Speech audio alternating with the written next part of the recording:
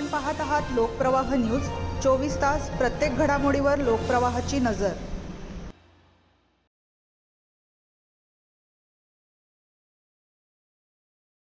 रिक्षा प्रवास झाला महाग, नाशिकमध्ये नवीन भाडेदर लागू। रिक्षा चालकांनी या निर्णयाचे केले स्वागत, तर प्रवाशांच्या खिशाला झळ।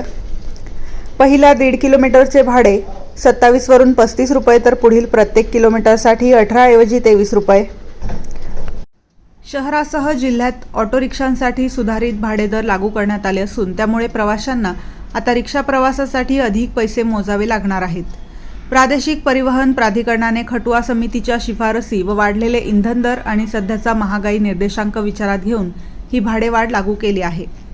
नवीन दरानुसार पहिल्या 1.5 किलोमीटरसाठीचे किमान भाडे 27 रुपयांवरून 35 रुपये, तर त्यानंतरच्या प्रत्येक किलोमीटरसाठीचे भाडे 18 रुपयांवरून 23 रुपये करण्यात आले आहे।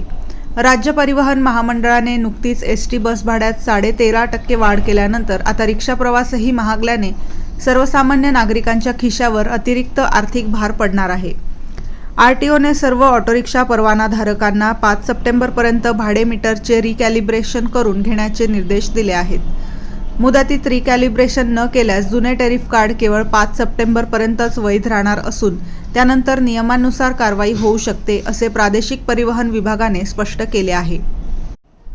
लोकप्रवाह न्यूज 24 ताससाठी मोहसिन पठाण।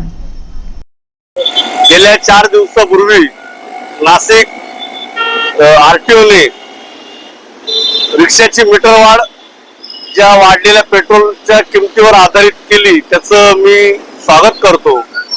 गेल्या 3-4 महिन्यापासून रिक्षा चालक हे जे खड्डे खणलेले आहेत, रस्त्यांचे सीएसआरचे कामं चालू आहेत, त्याच्यामुळे गाड्यांचा मेंटेनन्स खूप वाढला होता आणि ठिकठिकाणी रस्ता बंद असल्यामुळे जिथं प्रवाशाला जायचं तिथं लांबून फिरून जावं लागत होतं। त्या प्रमाणात भाडं आकारल्यामुळे प्रवासी आणि रिक्षा चालक दोघेही नाराज होते आणि आता हा जो निर्णय झालेला आहे त्याच्यामुळे अनेक रिक्षा चालकांनी समाधानाचा सुस्कारा सोडलेला आहे की ज्या वाढीव भाववाढीमुळे आमच्या कुटुंबाला, आमच्या संसाराला 2 हात लागतील आणि जर पेट्रोलच्या वाढीमुळे आम्ही जर प्रवाशांकडे पैसे मागत होतो रिक्षा चालक, तर मग ते वादाचे कारण होते। आता शासकीय आम्हाला सरकारनेच दिलासा दिल्यामुळे त्या आरटीओचे आणि महाराष्ट्र शासनाचे आभार मानतो आणि या निर्णयाचं आम्ही स्वागत करतो।